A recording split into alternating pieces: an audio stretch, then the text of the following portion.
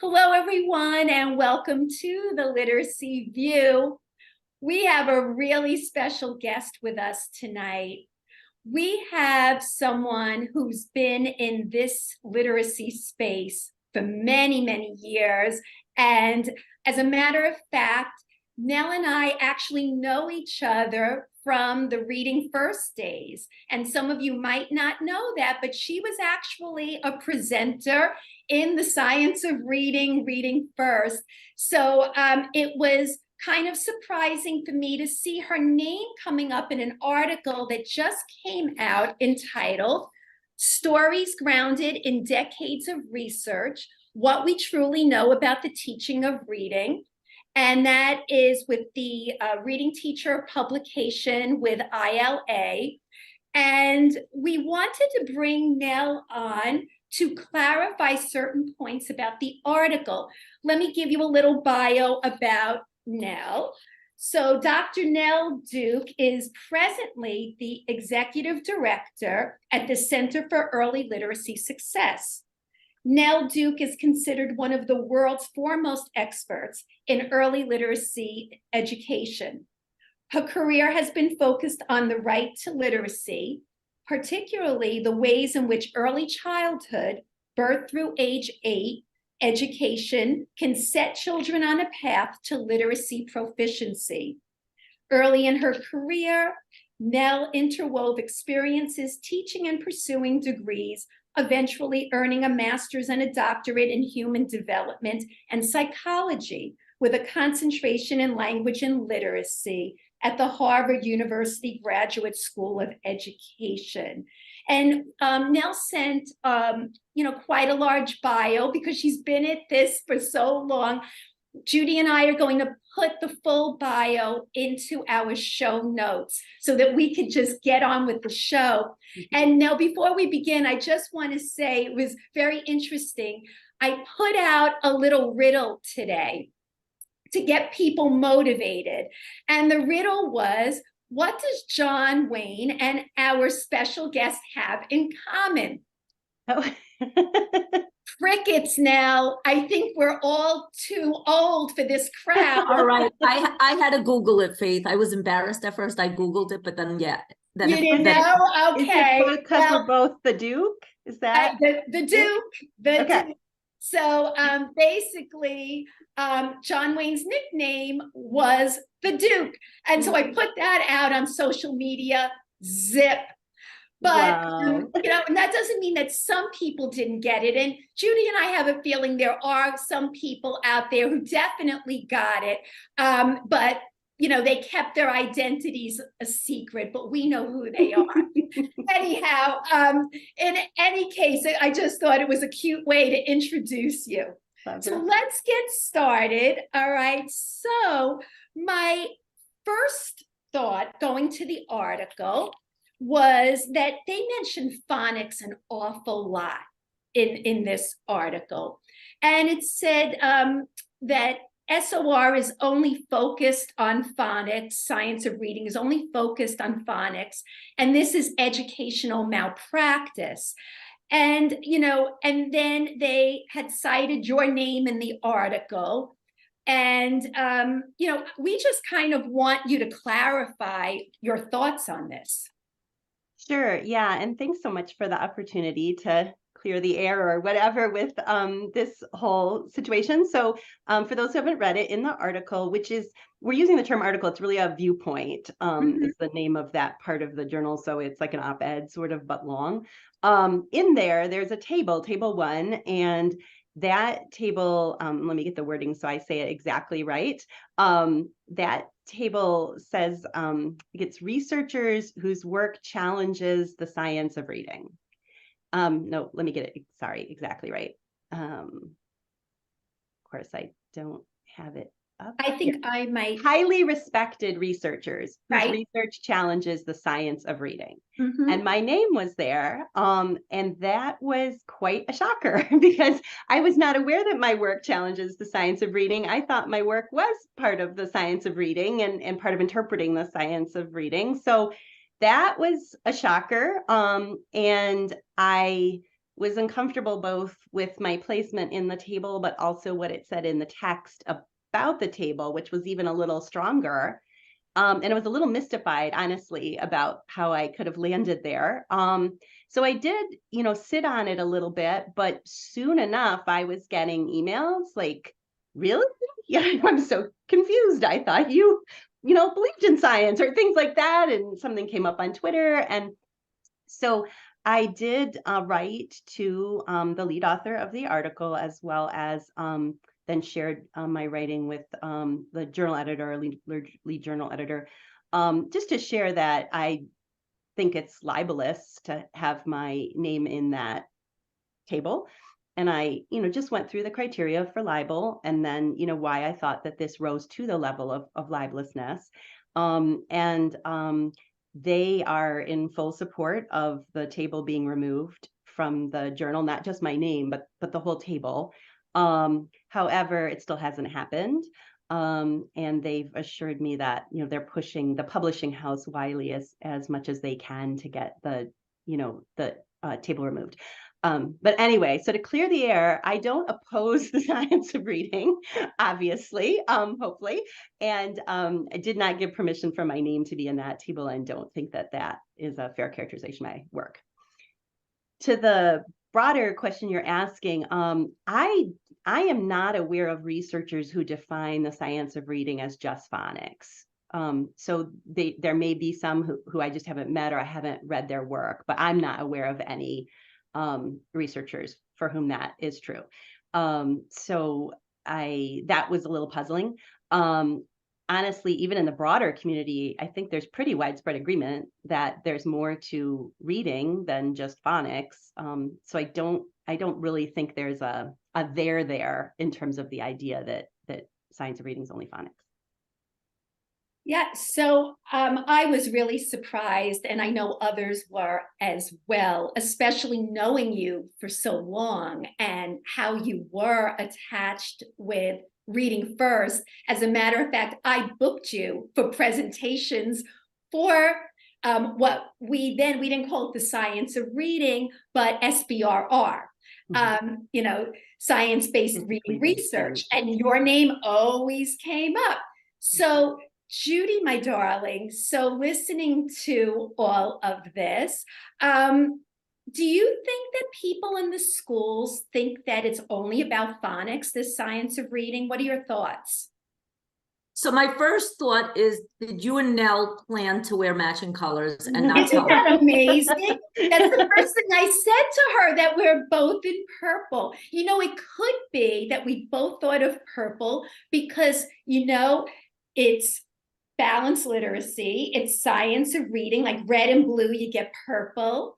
That mix, maybe we were thinking like that. Who knows?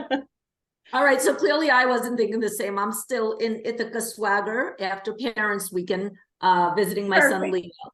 So anyway, so I definitely do not think that, especially my teachers, think that the science of reading is just phonics. In fact, just today, I went into the classrooms and we were looking at schedules, because we know that at this point in the year, after we did tons of screener data, that we have to really look at the literacy block really carefully to make sure that we're filling all the components that kids need in their reading instruction in order to become successful readers.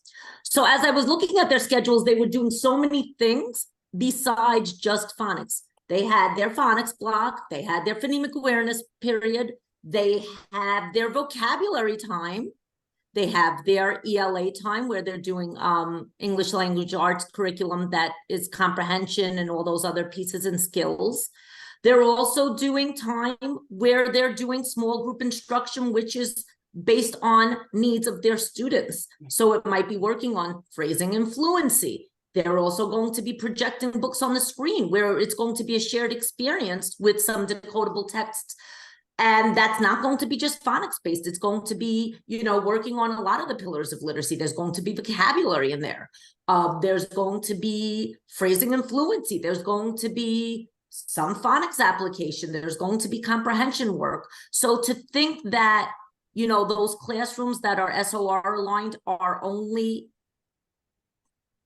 phonics is purely ludicrous. And we also always incorporate writing throughout our day. I mean, my teachers on election day were lucky enough, because of Leslie Lord, we were taking SRSD training. So of course we're thinking about all the pillars of literacy plus writing all the time. So for people to say it's just phonics is ridiculous. The reason some people may think that is because we neglected phonics so heavily in the balanced literacy days, and we didn't think about decoding and didn't give decoding the love that it deserved and the respect that it deserved, that people may think that we're heavy on phonics now. But you know, there was a lot of damage done. There's a lot of kids that can't really read and haven't broken the code, and you know, can't come to a word and know what to do or how to apply what they're learning in phonics. And yes, we do have to give it attention. However, it is not the only pillar of instruction that is being addressed at all. Thank you, Judy. At all. So I think we can easily say that that 1 point deserves the BS button. Ready? And Nell is looking like this is not my style, but right. And Nell does not have a button, and she's not requesting. And she doesn't want one. I know. But she's a good sport. She's playing along with us. Okay. So next one now, in the article, it said here that it's a manufactured crisis. That you know, according to this article, that basically SOR is saying that this all is a manufactured crisis, a reading crisis, and that, you know, the arguments that are targeted are for parents, politicians, and community members who happen to lack expertise needed to interpret and interrogate problematic claims. And I want to know, what do you think of that? Do you think this is really a manufactured crisis, that there really aren't as many kids in this country who can't read as we claim? What are your thoughts about that? Yeah, that's a great question. I mean, the word crisis and whether something's a crisis or not isn't a question of research. It's a question of opinion. So I'm going to move into sort of opinion here. But to me, what we're in is a chronic crisis. So if people mean the word crisis to mean some sudden thing, I think that we're not in a crisis. But if you can consider crisis a terrible state of affairs that maybe has gone on a long time, and I think people do use the word crisis that way, like when we talk about maybe a climate crisis, we don't mean like just this year or something. I mean, we mean over a long period of time. So I would say we're in a chronic crisis around reading. And I think that crisis has, you know, a number of facets to it. One is certainly, you know, the number of adults as well as children and students who read very poorly relative to, you know, the demands of school or of their lives. So there's that. There's also the inequity in who's not reading, right? So, you know, regardless almost of what source of data we look at, we see that this country doesn't really allocate effective reading instruction evenly. So some kids are getting much better reading education than others, and it's not at random, but we know that kids of lower socioeconomic status and, you know, children who are from historically underrepresented racial and ethnic groups are more likely to receive poor education. And so when a right to literacy lawsuit that I was involved in, you know, in California, that was one of the big, you know, points that we were raising in our litigation, was that, you know, it's not just that kids are being denied their right to literacy, certain kids are disproportionately likely to be denied the right to literacy. So I think that's, you know, to me, that's a big part of the crisis as well. Yeah. So, Judy, when you saw manufactured crisis, you work in the Bronx in New York City school system. Would you say that this is a manufactured crisis? I love Nell's term, chronic crisis, because we know that slow drip over many years is certainly problematic. So any thoughts about that?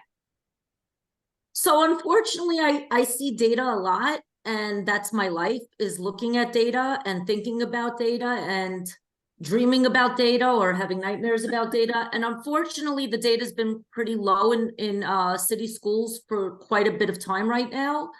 I think the reason we're seeing a lot more data pouring in is because now a lot of schools are using screeners, so it's much more aligned with the science of reading. So we're really able to see those foundational skills gaps. I think for a long time, people were actually kind of ignoring the foundational skills, even while they were writing their lessons. Those were like the standards that everybody kind of ignored for a while during the balanced literacy era.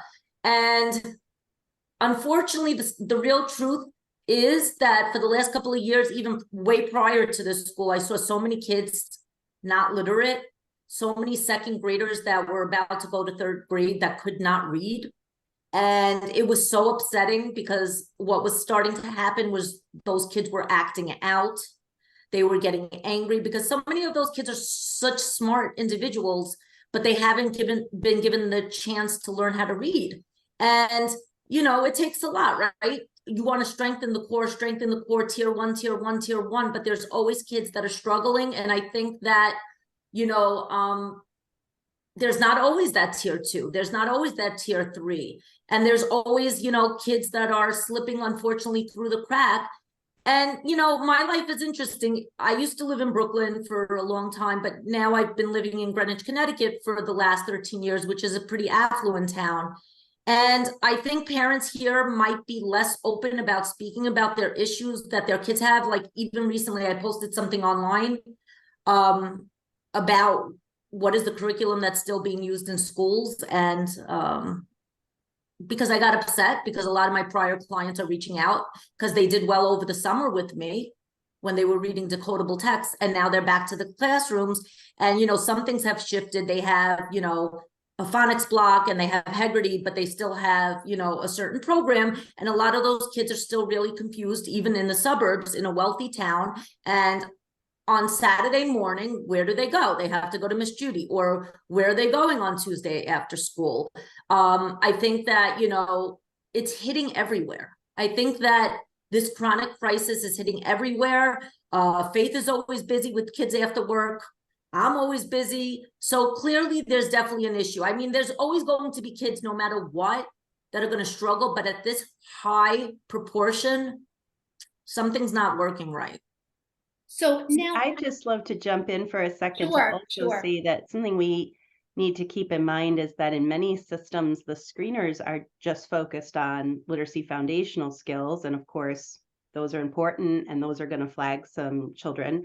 But there are also children where that's not where their challenges are going to lie. Mm-hmm. And unfortunately, we don't have a robust system of screeners in this country at this time that help us pick up children for whom, for example, the issues may be that they really need a lot more support around vocabulary development or concept knowledge development or active comprehension strategy application. And so again, this notion that this is to me, a multifaceted chronic crisis. Mm-hmm. Another facet of it is that we're missing a fair number of kids. One study that I have been talking about a lot in recent years was a study that was conducted in North Carolina.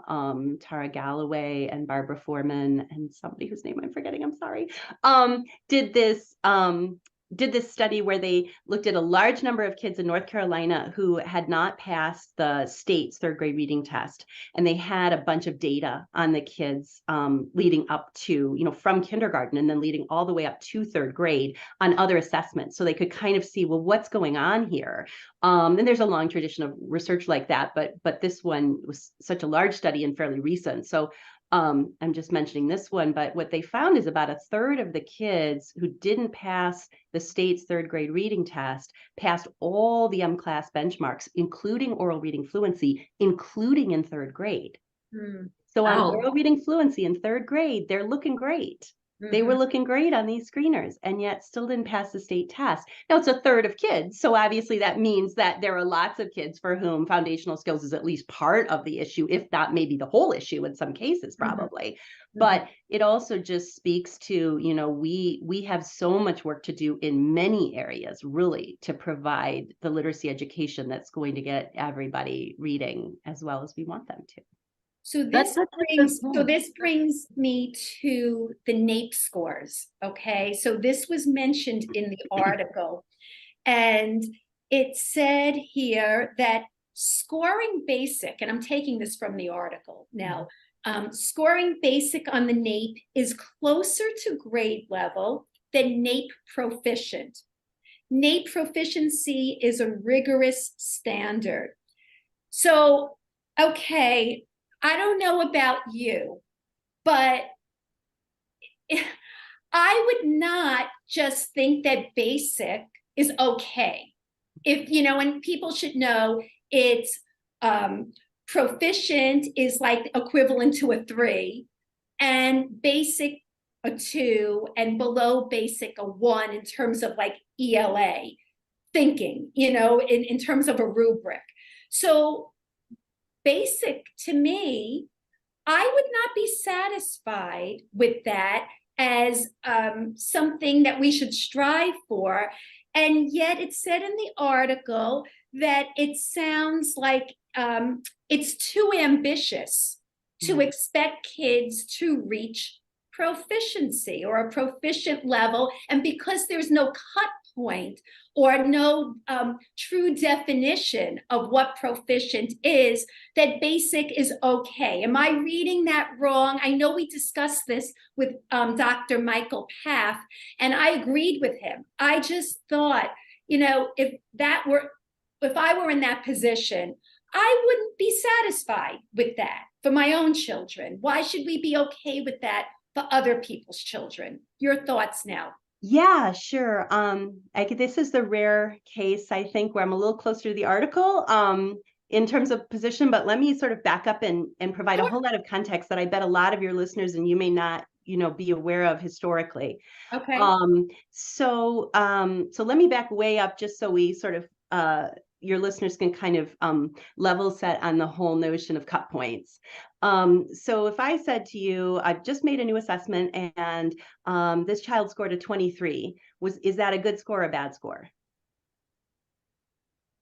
Well, it depends on what we're talking about. That's right. So a 23, if it's a 23 out of 23, then we can be sure it's a good score. But otherwise, we don't know. So it might be that a 23 out of 100, right? Mm-hmm. You'd say, oh, that's probably a really bad score.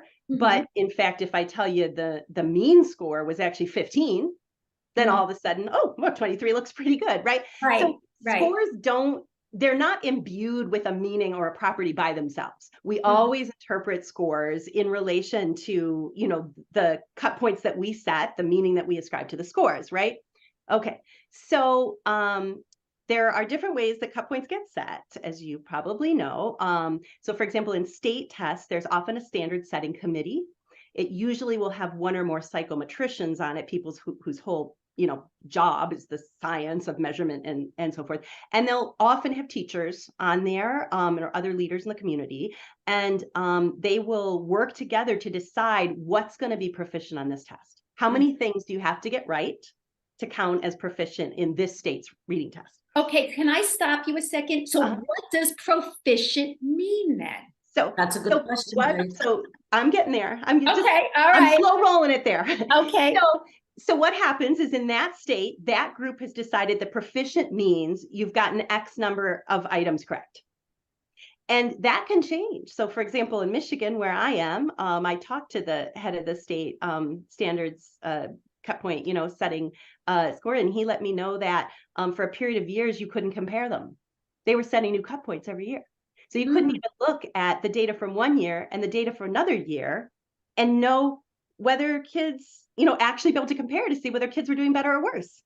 So the whole cut point is sort of a hidden part of the system, but it's a very important one because what proficient means is determined by that group of people sitting around the table. You could have a group of people sitting around the table whose idea about proficient is much lower than yours. So they're calling kids proficient that we would say, oh, just based on our belief, those kids probably aren't proficient. a lot of that happened before Common Core. So you might remember that there would be states where like 70% of kids were proficient on the state test, according to the state test proficient. And then on NAEP, in that same state, it was 30%. Well, so, who's right? So we know that scores, you can't interpret in a vacuum. You have to interpret them based on who set the cut point and what was the meaning that they were basing that on. Okay, so now let's go to NAEP. So how were those NAEP categories set? Well, those were set many years ago in the early founding of NAEP. And when they were set, they intended basic to be close to grade level. And they intended proficient to be aspirational, like more than grade level. And that's why it says on the website, proficient is not equated to grade level. I'm assuming you know Mark Seidenberg's work very well. If you read Mark's book, Language at the Speed of Sight, he has a section where he explains very well why NAEP's proficient is high. What he does is cite some research, which is another way to do this, right? Where you look at other nations' proficients and you see how do those proficient definitions compare to NAEP, and NAEP's is high. So it is high. And that's really true. Basic is a little low, probably, based on, again, these international comparisons. So probably, what we want to think of as proficient, our aim for kids as at a minimum grade level, it's probably above basic and below proficient in NAEP terms. Interesting. Yeah. So it's an interesting history. And for those people who want to know more about this, some of the people were, to, quote Hamilton, in the room where it happens, the people who are at that original, meeting where they decided which words were going to be used, because of course they could have used other words, right? Who decided basic, they've written about some of that history and about, how those decisions were made.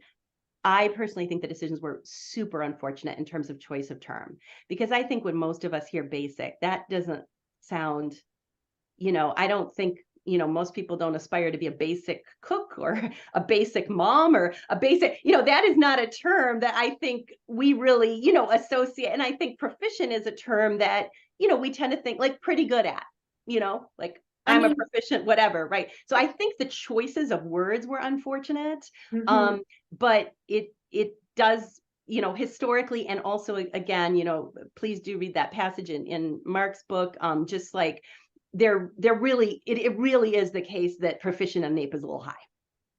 Interesting. And I have the book and I did read it. And yet, I guess, how you focus on different things. Yeah, sure, of course. Honestly, that's not my thing. Yeah, it was just one little, Right. And I really don't remember that. So thank you for pointing that out. Judy, this reminds me of what they're doing in New York City, like dropping the bar, and how the short responses the extended response magically disappeared. Yeah, like just certain things where, all of a sudden, rather than the expectations for kids. I think it was because of COVID.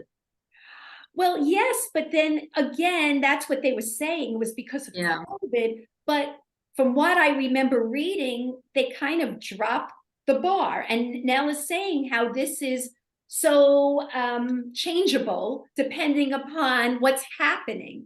Yeah. I mean, yeah. And you just made a really important point that I want to kind of lift up too around dropping the extended response. One of the things that we see in a lot of the state tests is that they don't have much writing, if any, really? in the ELA tests. And part of that, to be just crass, is that it's expensive. So it's much more expensive to elicit and score the writing. And that's one of the reasons that you will see states drop it. And so I thought it was because writing is a more complex pillar of instruction. That I would buy that too. It's probably a combination of things. But certainly it is more expensive. And yet NAEP has considerable writing on the NAEP reading assessment.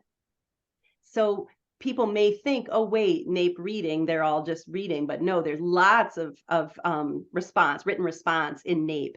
And so I suspect that for some of our kids in this country taking NAEP, that's one of the things that's really throwing them for a loop as well, is the writing that's required on the assessment. And I pretty much would put money on the idea that all three of us really want to see a lot of writing on assessments and are concerned about assessments dropping that component.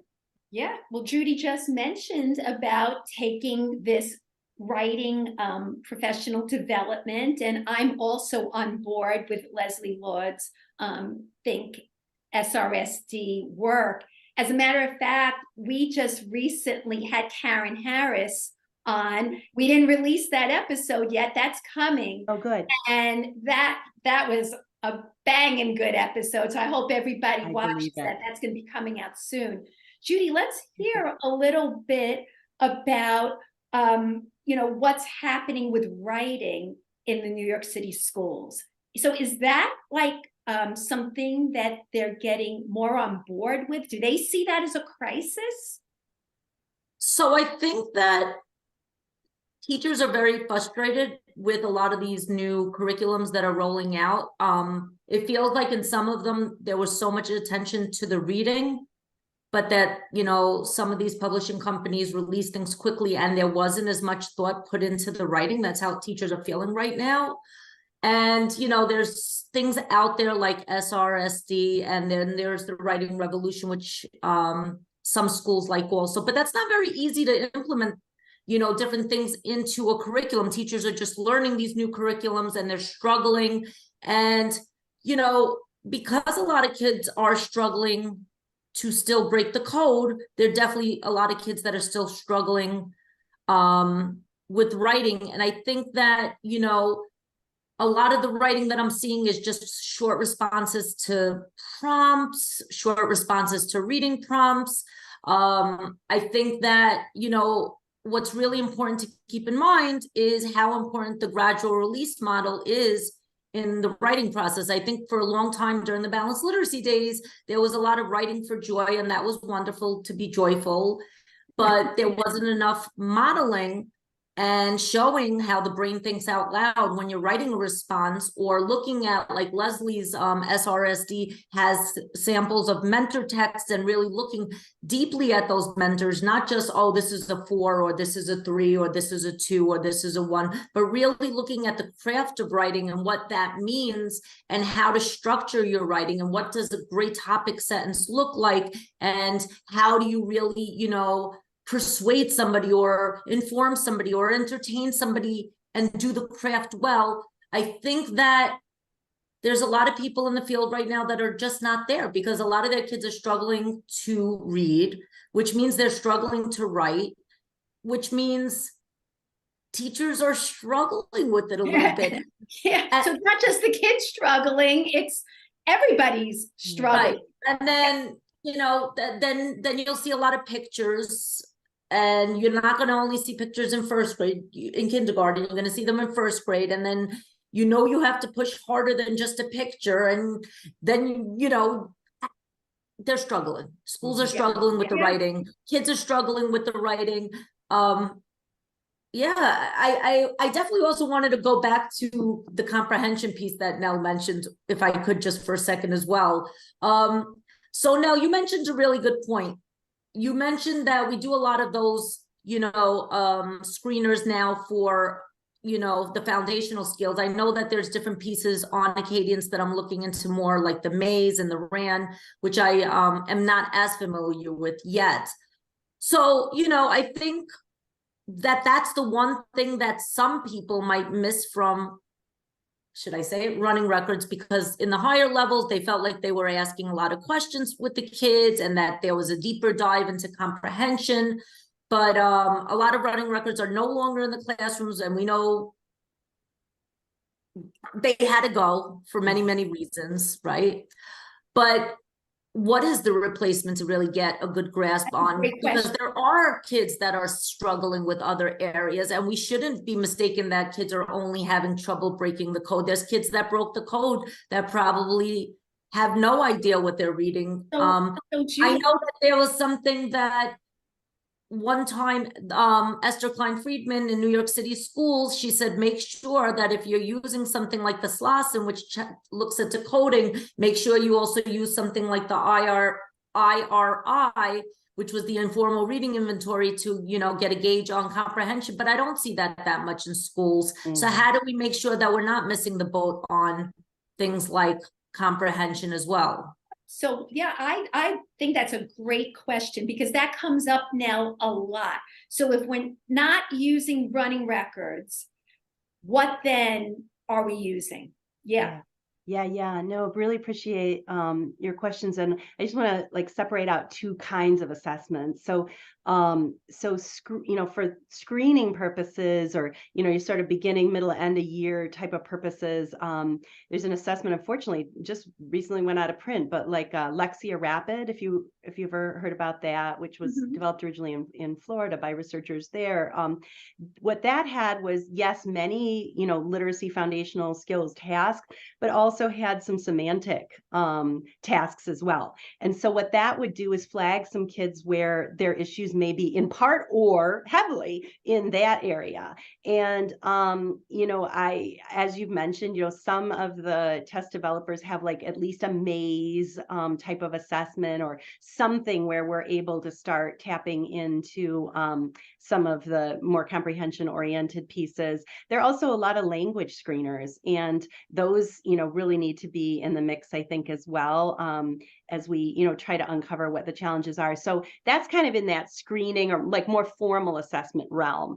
I see running records as over in more like a formative assessment, informal, you know, unstandardized kind of bucket. I personally don't advocate the use of running records, but not to plug my own thing, but colleagues and I developed something. It has a very nerdy, researchy, not good name, but it's called the Listening to Reading, Watching While Writing Protocol. And people can find it free on my website. And it's just a tool that you can bring with you and do anytime a child's writing or reading in the classroom. It doesn't require a special text or a special, you know, kind of set of procedures or anything like that. And it's, you know, a way to, it has like little checkoffs for some different graphophonemic patterns. So, you know, you're tracking what are kids having trouble with. Oh my gosh, you know, the kids are really consistently missing these consonant clusters. You know, I need to double down on that. Or I'm seeing a lot of, you know, reading difficulties when it's a CBCE word. I'm going to double down on that. So there's sort of like a part to look at the patterns in the kids' reading errors where it's really focused on, you know, their graphophonemic knowledge. And then there's also a part for, are we seeing any signs that kids are monitoring their comprehension? So we list several different signs. You know, there's lots of different ways you can see if kids are doing that or not, right? So you can check those off. And then there's a place to look at their spellings. There's several different aspects of comprehension listed. We were very lucky to get permission from Professor Tim Rosinski to include his multidimensional fluency rubric in the tool. That's on page 2. So you can also use on the it. show. Pardon me? By the way, we had Tim Rosinski. Yeah, I saw his name. Yeah, no. So, Yeah. I mean, I think, I don't know what you think of it, but I think that rubric that he has is very useful because it unpacks fluency for us and it helps us look at different aspects of fluency that we want to be worried about. It's just really quick, you know, so we have that in there. And it's not the expectation that you would do everything in this document at any one time, but, you know, you carry that around with you as a teacher and, you know, you use pieces of it, you know, informally just to get that information that's going to help inform our instruction and be responsive to kids. It was very, back to your writing point, it was very intentional that we included writing as well as reading in an integrated fashion in the tool, because, you know, it's very useful, for example, for us to see the spelling in relation to the decoding. Yes. You know, to see, right? I know you both, I'm sure, do that all the time. And that brings me to something I just wanted to say about the writing piece, which is, you know, we know so much from research about effective writing instruction. And if people haven't looked at it, I think the What Works Clearinghouse, the Federal What Works Clearinghouse practice guide on developing effective elementary writers, the lead author of that practice guide is Steve Graham, who along with Karen Harris, developed SRSD, self-regulated strategy development for writing in the first place.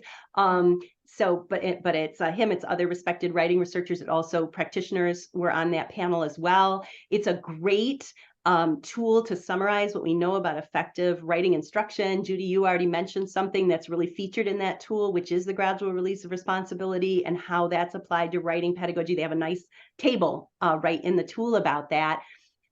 Anyway, one of the things that you can get from the tool that you mentioned when you talked about mentor texts as well, and that we see from a lot of research is, writing instruction helps reading, reading instruction helps writing. And when we have them relate to each other, we get more power.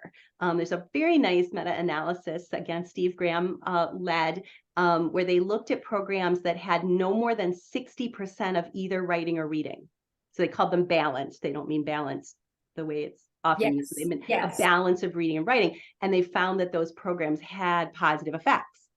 And what I worry about in school is a lot of times I'll see the reading instruction here, and I'll see the writing instruction here, and they don't have anything to do with each other. Like the reading instruction, they might be looking at, how do we chunk or break apart words to read them, which is great. But then it would seem to me what you'd then teach with writing is breaking words apart into chunks to spell them. But instead, they'll be working on some other thing, or they'll be reading, fables, and then they're writing procedural text or something like it. So I would like to see a lot more cohesion in the reading and writing pedagogy that we're seeing in classrooms. I think that would be helpful in terms of both reading and writing development. So now I just want to tell you, we had Bruce Howlett on, and he was talking about multi-component literacy instruction. And we were trying to get to the bottom of this, that it's so important, but yet we don't want it to turn into something that is balanced literacy. And that's what's so hard for people to grasp is, yes, it's so important to address all these components, but we don't want it to turn back into using cueing, which brings me to a moment in time with the article cueing. And so it says in the article, let me see if I can find it. Let's see. They talked about cueing. I can't quite find Second. Oh, yeah. What's your definition of cueing? They said simply labels for neural networks in the brain related to language and meaning. Okay, sorry, that's not how it's being used in a balanced literacy framework. I think we all know that that is not the case. Could you kind of talk about this? Because that's the problem, Nell. We want, and I even said in my last, in our last literacy view, if you remember, Judy, I said how Nell reaches across the aisle, and that's why balanced literacy took her in as one of the darlings, because she does address, balanced literacy, and she is balanced, but she's balanced in a scientific way. And that's what I'm afraid of, that as we address these components, that something like that gets put into an article and people think that's okay. Could you talk a little bit about that? I know I just said a lot. No, I appreciate this. This was one of the parts of the article where I most disagreed. So I appreciate, just the opportunity to share my understanding, from research. So in terms of what's happening when we are reading, do we use meaning as well as the letters in words to help us identify them? Yes. That's really clear. I think I heard you both say that in your last episode. I totally agree. I think that, based on the research that we have, people do use whatever you want to call it, multiple streams of information or whatever as we read. And we have lots of ways to show that that's true. But the question is, does that mean that when a child is trying to identify a word, that we should prompt them to focus on meaning? to identify that word. And that's where I think there's a parting of company. So for me, when the task is identifying a word, the focus of our, whatever you want to call it, our cueing, our prompting, our instruction, our coaching, the focus of that needs to be the letters in the word. And I'm saying that, just based on the research that we have to date, I wish we had more research in this area so we could all, kind of feel a greater degree of confidence, because this is doable research. You'd randomly assign kids to different systems of prompts, and you would see who has the best long-term outcomes. And surprisingly, that's not work that's been done. But based on the research we have, there's several reasons why I think we want to keep kids focused on the letters when we are prompting them to identify a word. One is that we do have research that context doesn't turn out to be super helpful in word identification. So there's a study I've cited before. I don't know how it's Kucer, I think, Kucer from 2011, where even graduate students were not very good at guessing what the word was based solely on context. It's just hard to do that. And so it's just not going to be a super productive strategy in that way, and adding in some letters help, like even some letters, the grad students were much more likely to figure out what the word is, but context alone is not super helpful. So that's one piece of evidence for me. Another piece of evidence for me is that we know from Linnea Aries' work and others that children they're pretty naturally inclined to try to use context, if not a picture, to help them identify words in many cases. And so it's sort of like what we want to do is teach them a strategy that's more like what, adults are relying more heavily on, not kind of give into, or like sort of prompt them to do what they're already developmentally inclined to do, or at least that's how I would think about it. And then another piece, and I actually think this is the most important evidence in this area, but for whatever reason, it doesn't get talked about very much. I'm not sure why, but we have some research from Landy and colleagues, actually from like 2006, I think. So, I mean, this is not new work, but that when words have been identified through context, we don't learn them as well. We don't map them as well. So we're not sort of reinforcing the orthographic mapping to the degree that we want to do. Whereas when we identify them with a heavy focus on those letters and sounds, that helps those words sort of, stay in there in the orthographic map, which, for your listeners is like that, map of the relationship between the sounds and the letters and the meaning.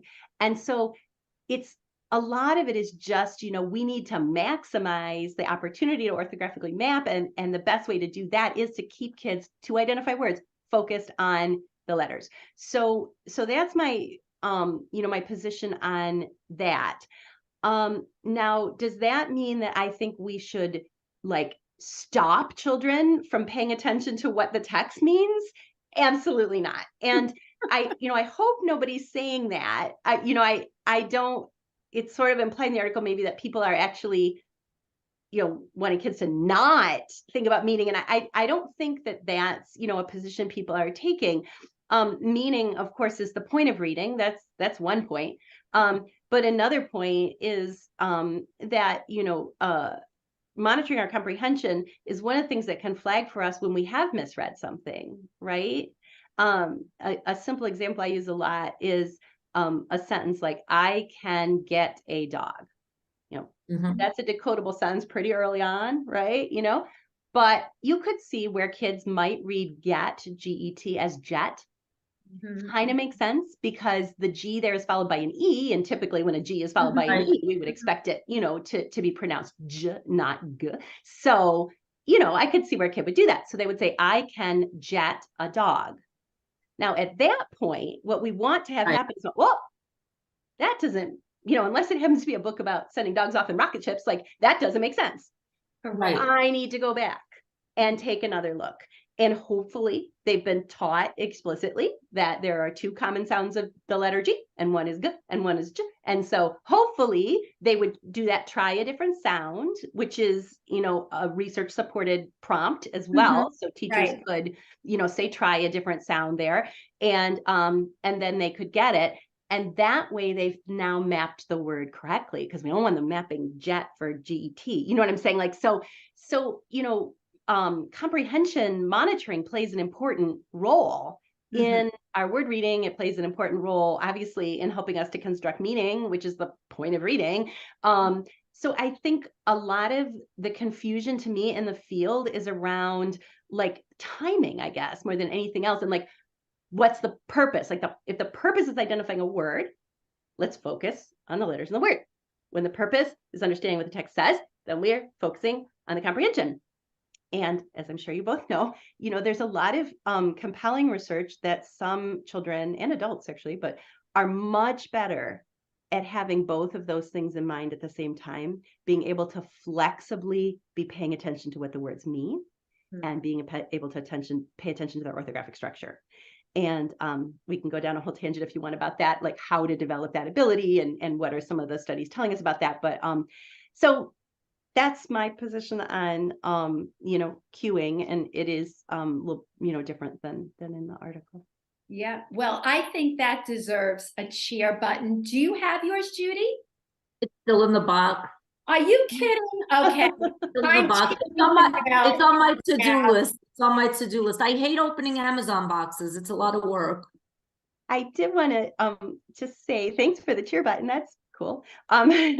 I just wanted to say that I did write up these ideas in an article that is available free online. And because this is such a, what's the right word in the field, like a spicy topic, I asked some very senior scholars and very respected scholars in the field who have different, areas of expertise to read the piece before it was published and to give me feedback, and then to sign off if they supported the position and the content of the article. And that was Linnea Airy, Barbara Foreman, Heidi Ann Mesmer, P. David Pearson, Tim Rosinski, Tim Shanahan, and Tanya Wright. So at the bottom of the article, people will see that all of them agreed to have their names published there as supporting, this characterization of prompting. And so I just want to say that to try to, I just worry that people think there's so much disagreement among researchers maybe about things. I don't really think that's true. That's a very wide-ranging group right there. I think you would agree. People with very different, areas of expertise, some more vocabulary, some more comprehension, some more word reading, some more fluency, some more phonemic awareness. It's a very wide-ranging group of scholars, different generations of scholars. They all agreed on this. So it's not, I think there's a lot less disagreement than I think it feels like to the field. And I worry that's damaging for educators. And I worry it's damaging for kids, for people to perceive, that we sort of can't agree. I mean, I think we most of us do agree on a lot of things. So. A lot. A lot. And I always tell Faith, don't I always tell you that the people that I knew in reading recovery, a lot of them would agree, and a lot of them have been on their own journey similar to me, where they're very embracing. They've embraced a lot of these, changes and followed the research and very open-minded. I mean, right after I finished a reading recovery, I went for in Gillingham training, and other friends of mine went on their own learning journey. So I think the way the social media can make certain camps look is not actually the way it is in reality. And I think that, some people just stay off of social media because it is so unpleasant, and it is so argumentative, and it is so judgmental. And not everybody feels that that's a safe space to say, you know what, I was trained in reading recovery and I'm in a very different place now. Sure, there were many great things, but yeah, I had to make shifting. So the topic of cueing really is a big issue in my heart, right? Because cueing was everything to me back in 2013. And, I had my little prompts up, and I would put them up on a little flip chart so that I would cue. And looking back at those days, I really, really think that wasn't the best approach. I was telling kids that were struggling to read, so many things instead of really focusing on the words. I was like, oh, does it make sense? Does it sound right? Does it look right? And that's a lot of information for, an early reader. Now, of course, we do want kids to, when they're solving words, to integrate everything as a fluent reader. But as the first course of action, that probably wasn't the really best approach. So I've really shifted. Words are a priority. I still do use prompting. I don't think prompting is terrible, but I use specific prompting that applies to visual print, where it would be like, do you see a vowel team that you know? Do you see a R control? Let's make that sound. R, car. So I think that kind of prompting is okay and helpful. And I think that as we shift to using different materials with kids, it's going to be easier to focus on the visual print. If you focus on using decodables, it's so much easier. Whereas when we were using those level books in the very early stages, it kind of like those pictures couldn't get through the word because it wasn't taught. So which leads me into decodable text. So that was a good segue into that. Yeah. So what are your thoughts about decodables, Nell?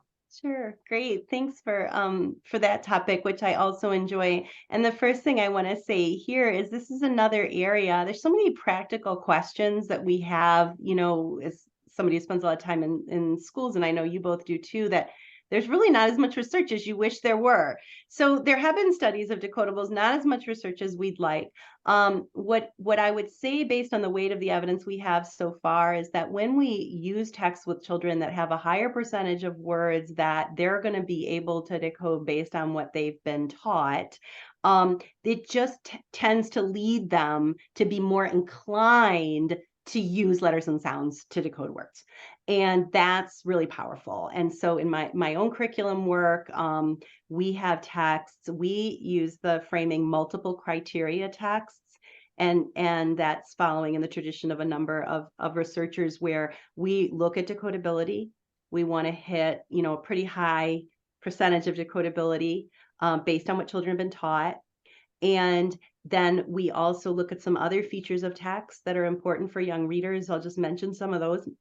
For our earlier readers, it looks like more imageable or concrete words are easier for kids to tackle early on. It's trying to have more of those kind of words.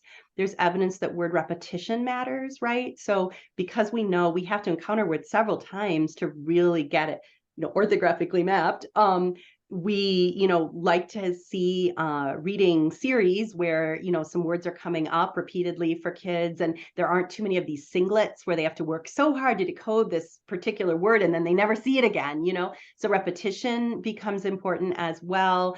And then a lot of my work has been in informational text. So just making sure that kids are getting exposure to a lot of different genres. So not all their decodable texts are just always stories. Some are informational is what we want to see. So that's another factor. And another one that I've worked on quite a bit is just making sure that there's a lot of content, as soon as we can, that we have a lot of good content knowledge in there. Because although it's not talked about as much, building knowledge is, absolutely, and when I mean knowledge, knowledge in the natural and social world, science and social studies knowledge is so important. So we try to go for all of those factors, to be reflected in the text, along also with making sure that the texts are representing children's backgrounds and the authors and the illustrators, represent a diversity of backgrounds and so on. Those are all important factors in text for beginning readers, but certainly, again, I would say decodability is one of them based on the research we have to date. I'm a scientist, so that means that, if new studies come out, I can change, my position, but based on what we know today, that's the case. I am pretty concerned about the quality of some of the decodable texts that I see out there today, honestly. And I'm a little bit worried about some of the confusions. Like people sometimes seem to think a text is either inherently decodable or not. Decodability is all based on what you've been taught to date, right? I know you both know this, but just for your listeners, yes, so a text can be decodable for kids at one point in a scope and sequence, but not decodable for them, 2 months before that in the scope and sequence. So that's right. These things always have to be in alignment. You know, for me right now, Shakespeare is a decodable text. Right. Exactly. It's just, where are you, you know, in your, you know, journey of learning letters and sounds. So, so I think, you know, be helpful for the field, I think, to get a little bit more knowledgeable about decoding, decodable text, decodability. And also, and I think you might have said this on your last show, just, it's also, they're not forever. Right. You know, the Students ones where really they've been written with And heavy, didn't you say small that? window, Yeah. a short window. That's funny. Faith, I actually said that I actually ran a PD this morning on, you know, decodables, and that was one of the things. I quoted Wiley Blevins, short window of time. And We had Wiley on also. I keep trying to plug our old shows now, so I hope you could go back to some of them. We had Wiley on, we had Tim Rosinski on, we had Leslie Laud on, we've had, so people think that it's so one-sided, as you said, but we've had people on who've crossed this bridge and who really represent a broader view of reading. And that's why this is called the Literacy View. We try very hard to bring people together in this area. Wait, can I just jump in also? Sure, of course. So probably if you watch early episodes of the Literacy View, my view on decodable text has shifted, and it hasn't shifted mainly because of the research. It's been shifting a lot because of what I'm seeing when I'm working with kids, especially in private practice. So a lot of the kids that I'm working with in private practice are kids that have, you know, foundations, and they have Heggerty, and then a lot of them still have the workshop model in their ELA block. And for some kids, you know, no matter what you do, they're going to learn how to read and they're going to be just fine. But for many kids, they're not. And a lot of my students will come to me and they're extremely confused because they're not seeing what they see in phonics block inside those leveled books, and they're really, really struggling. And then I fell in love with decodables. Faith has been a guide and a friend and everything in between in helping me on my decodable journey. And I invested tons of money in looking for the best decodables out there. And, you know, people on the internet have been really helpful, on Twitter too. Some of our listeners have sent me samples of their work. So I think that decodables have been very helpful for some of the students that I've worked with. It's so joyful for them to be able to actually, you know, see words that relate to what they've been learning in isolation and being able to transfer those skills as readers. And, you know, I was like, you know, it's a process, right? For some kids, decoding, you know, takes longer, you know, breaking the code takes longer than others. But, you know, at some point I was like, okay, I think I'm ready to put this kid in a regular book. And, you know, it happens. It's a short window of time. And it's just a beautiful thing to be able to show kids that what they're learning in their phonics block actually exists in books. And it makes it much easier for kids to focus on decoding the words rather than doing a million other things like guessing, even if you didn't teach them to guess, or focusing on multisyllabic words when they haven't been taught multisyllabic words. So for me, my decodable journey has totally evolved, and I'm excited to see what's going to happen in my workplace. We just launched decodable texts today. I mean, they've been using it a little bit without my guidance, but I'm excited to see, is it going to shift the needle? Cool. I hope so. So now I'm going to get a little spicy here now. Uh-oh. Okay. How Don't, spicy? no, it's not an uh-oh. It's not an uh-oh. But some of the articles cited in this viewpoint, as you called it, a viewpoint article, Dr. Michael Paff pointed out that some of them were based on reading in Chinese characters. How does that translate to what we're talking about when that is not a phonetic or syllabic, you know, language in terms of their written language? Like, what do you think of that? Using something about reading in Chinese, comparing it to reading in English. Yeah, it's a great question. So it really depends on what the study focuses on. So if it were focused on reading comprehension, we might be just fine making those links. But when we're trying to cite something to make a claim that has to do with word identification or decoding or spelling or encoding, then that is a risky, it's a bridge very far, too far, I would say. And we do have to watch that even within alphabetic languages. Because we know, English is much less phonologically transparent, right? It is more morphologically transparent than many languages, but it's not phonologically more transparent. And so that means that some of the studies that we may read that are conducted in Finnish, for example, or in Spanish, we can't just jump right over and apply that to English. Correct. And vice versa. So for example, we're talking about prompts and some of the prompts I like to use, break the word apart, slide through each sound, which is, kind of my and colleagues' personal version of sound it out. But another one is try a different sound.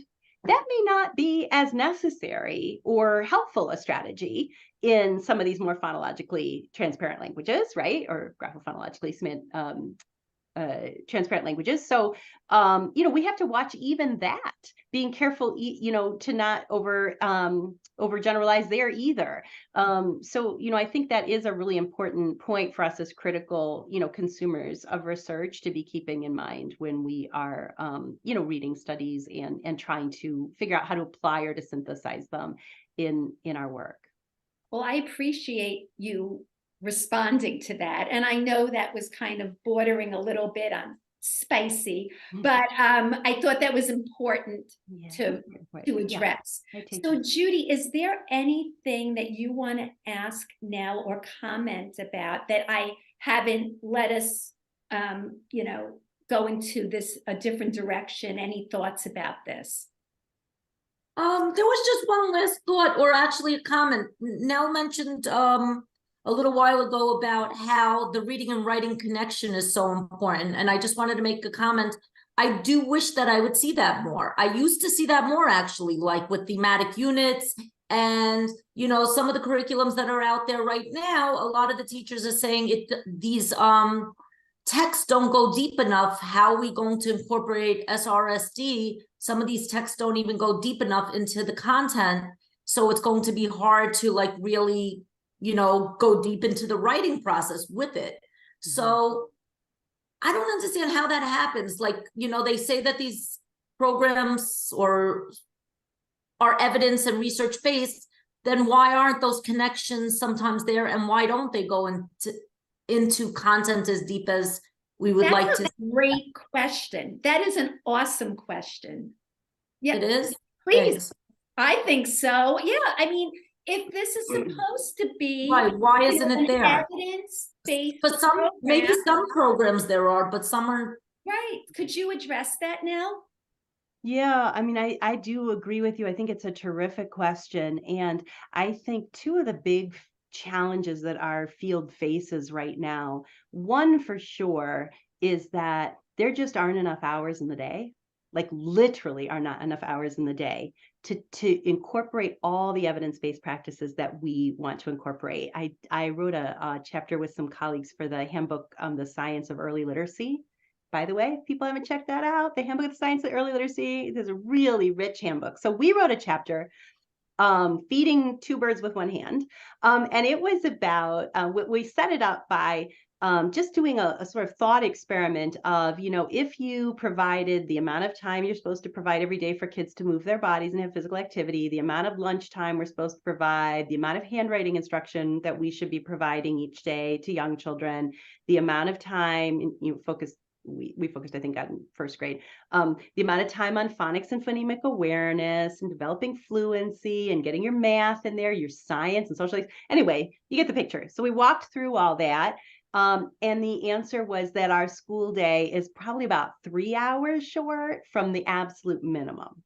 Mm. And so we're all in a big dilemma here, which is that we now know so much, just for my own, one of the, one of the things that should be true of researchers is that they change their mind over time if new evidence comes to pass. And I'll just say that one example of a changing mind moment for me was that I didn't used to think of morphology instruction as something you would do with young, with preschool K. I kind of thought of that as, that comes later, teaching morphemes or, specific morphemes or meaningful pieces of words. And I now know that I was wrong about that. Recent research has really shown us that even in preschool, morphology instruction can be very helpful. So I've, changed my mind based on sciences. That's what scientists do. So good, just general note for everybody. So I changed my mind about that. So like now we add that to the list. And it's just like we learn more and we learn more and we learn all these things that help children. And there's not enough hours in the day to do them.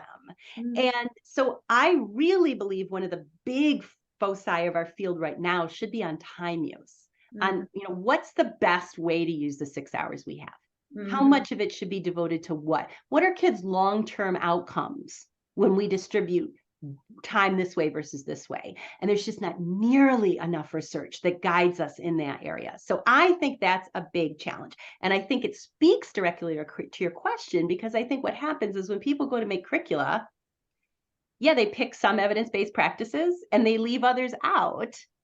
And you get this situation where, like, here's an example of a really important evidence-based practice, making those reading-writing connections that got left out, right?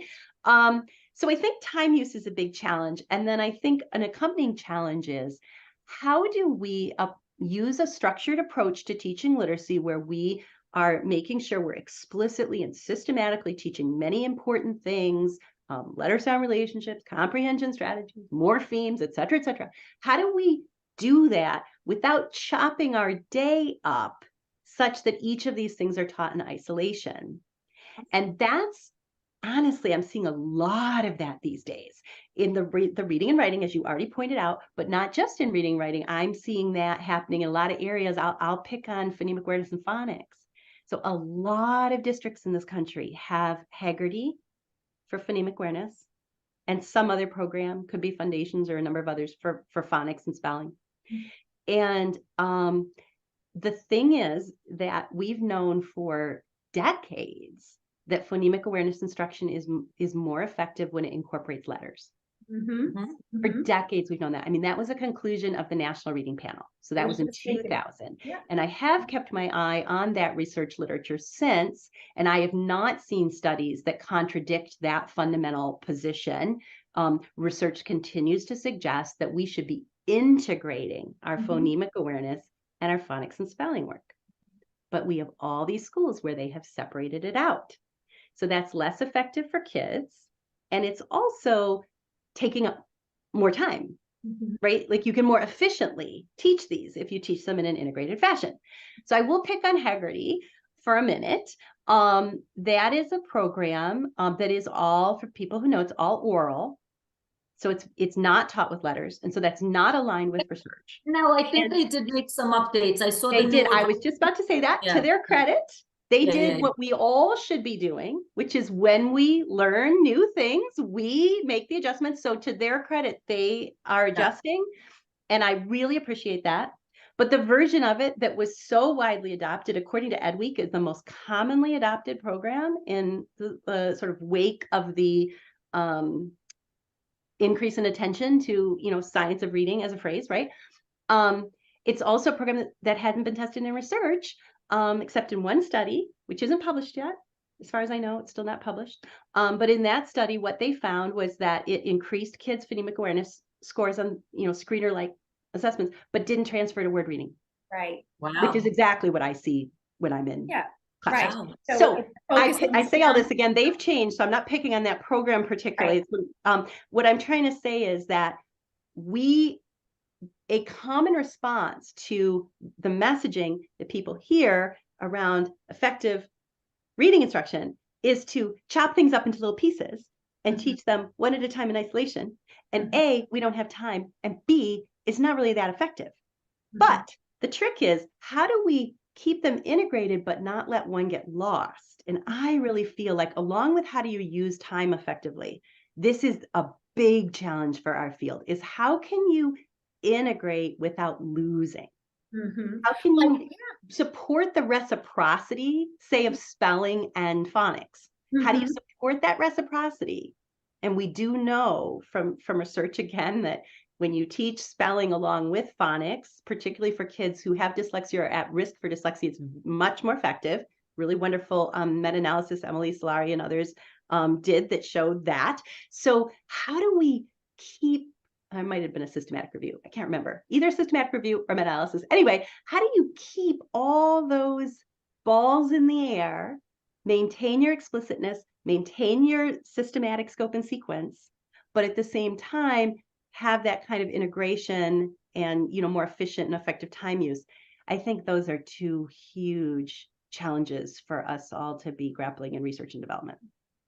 So Nell, you're now involved in a birth to 8 curriculum that's fully aligned to research. I would love to end with that because I think people need to know. This has been such an amazing conversation. So many nuggets, so many important points highlighted.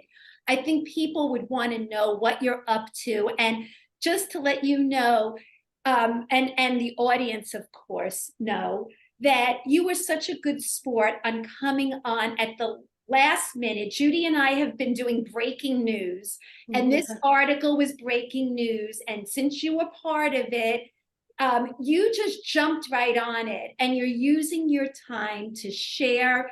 Friday night, on a Friday night. On a Friday night, we are spending our Friday night with Nell Duke, and I have to say it's been amazing. Well, so thank you. I do really appreciate the invitation because I think, you know, I was, you know, pretty deeply troubled and sort of taken aback, you know, earlier this week. And it's nice to end on, you know, a better note than the week started on for me. So I really do appreciate, you know, that very much. And also just, you know, the engagement with these great, you know, questions and topics. And thank you for the opportunity to say a little bit about the work we've been doing. So I co-lead a large team of researchers, curriculum developers, and teachers, former and current teachers, developing an OER, so this is free, an OER birth through age 8 full day curriculum. And so I know, just a minor little project, right?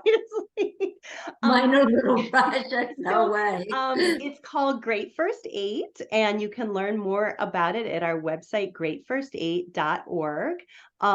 So we were trying to address a number of problems that we saw in the curricular landscape, and I think there are a lot of wonderful curriculum materials out there. I'm not trying to, you know, denigrate anybody's curriculum materials. I think, you know, everybody's, you know, making important contributions. I think there's more awareness of the importance of high quality instructional materials. And so that's all wonderful. But for us, what we were trying to tap into as our highest priority concerns, one was just the lack of continuity in the U.S. education system from birth to 8 in the curriculum and experiences that children have.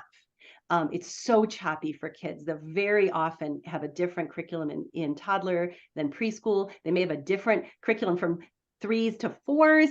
And then, you know, by the time we get to 5, you know, into K1, 2, I think, as you well know, you know, teachers are juggling a phonemic awareness curriculum, a phonics curriculum, and spelling, usually, hopefully.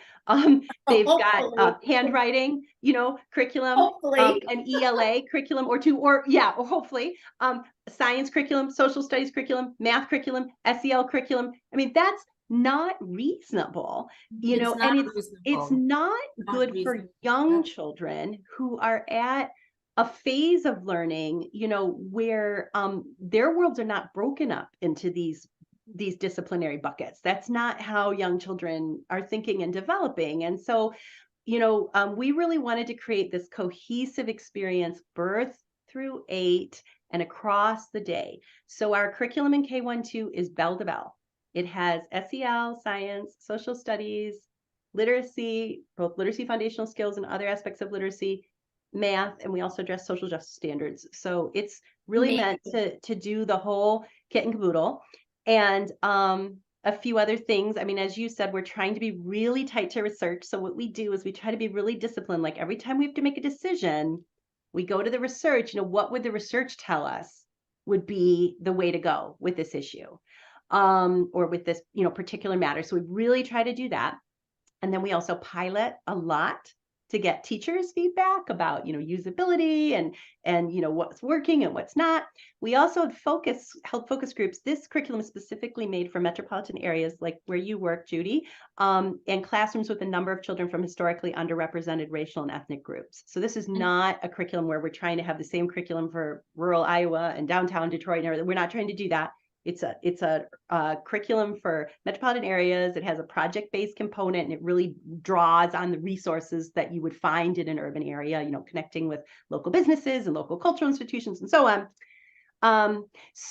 on. Anyway, in this curriculum that we're developing, we are trying to stay really tight to research. We're also using focus groups with family and community members from the communities in which we're working. So we ask families and community members, what would you like to see in a curriculum? And we've asked families of a range of different, racial and ethnic backgrounds. It's been amazing because they've had some things to say that honestly, I didn't think of. I didn't, think that's something to focus on. For example, we've heard many times they want a more intergenerational learning experience for the children. They don't like that in their homes or their communities, we've got aunties and the cousins and the younger kids and the older kids, and kids are taking care of each other. And, there's all of these different generations of family together. And then they feel like kids go to school and they're chopped up into these small little age groups, and they don't have interaction with, people in other age groups. And so in our curriculum, we have a lot of experiences where kids will do things like, write texts for younger children, or write things that they share with seniors at a local senior center and things like that. So we're trying to, really enact, some of the vision and aspirations that family and community members have as well. Anyway, I could go on and on, but the main point is we are trying, to build a curriculum that addresses some of those issues in curriculum. And we're about 2/3 done. We have our infant, toddler, and kindergarten curricula are, out, released. Doesn't mean we can't keep updating them. In fact, I'm working on kindergarten lessons this weekend, but and then we're about to release first grade. That'll be in January, and then we're piloting pre-K3, pre-K4, and second grade right now. So the whole thing will, be done by early 2025, and we have some schools around the country that are implementing kindergarten now, and we'll implement first grade next year, and then second grade the next year, because kids need to. You can't implement it.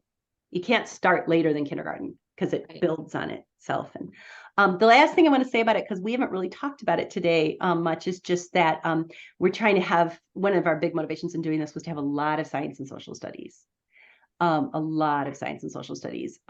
Because we're deeply concerned about how, particularly literacy, but also literacy math, just dominate the school day. And in many of our higher poverty school settings, we're lucky if there's any science or social studies instruction really going on. And yet we know how important that knowledge is for its own sake, but also to support reading comprehension development. And for those, please check out the Knowledge Matters campaign scientific advisory committee. We have a position statement that we'd love for people to read as a scientific advisory committee about the role of knowledge in reading. And we also have a series of blog posts that we did with 10 really key moves that we need to make to build a science and social studies knowledge in schools. So hope people will check that out. But one of the big reasons that we did this is because, we really think we're just not going to get to whatever we call proficient. And as we've discussed, that can be a little bit of a moving target, but whatever we consider proficient to be, we're not going to get there if we don't make sure that children are learning a lot about the world around them. And we really need to build school days and curricula that make room for that learning. Amazing. And everything you said, 100%. I mean, we know, at least I know Judy and I have seen the marginalization of social studies and science. And that was always a problem where kids were being pulled out of those subjects and given intervention. And we know that that should never be. So I'm so glad you mentioned that. So to wrap this up, Judy, hit it. Go ahead, honey. All right, so follow us on Facebook, The Literacy View, Real Teachers Letting Loose. Follow us on Instagram, The Literacy View. Follow Faith on Instagram, High Five Literacy. Follow me on Instagram at BoxmerDamski. Follow us on Twitter at BoxmerJudy. Follow Faith on Twitter at Faith Borkowski. Please also look at our YouTube channel and subscribe, The Literacy View, Real Teachers Letting Loose. Also, you could find us on Apple Podcasts, all podcasts. Subscribe, leave us a review, tell your friends about us, and till next time. Thank you. And since this is an immediate release, Nell, look for it tomorrow. We're pushing it through, okay? Okay, sounds good. Thank you Yeah. both for all your work on this. Wow. So Thank you. that's a lot of fun. It's a lot of things you just said. Wow. All right, thank you. But please keep us in the loop about all the things you're doing. It sounds amazing. Thank you. Thank you so much. Thanks again. I really appreciate the invitation to be with you tonight. Awesome. This was awesome. Thank you. Bye.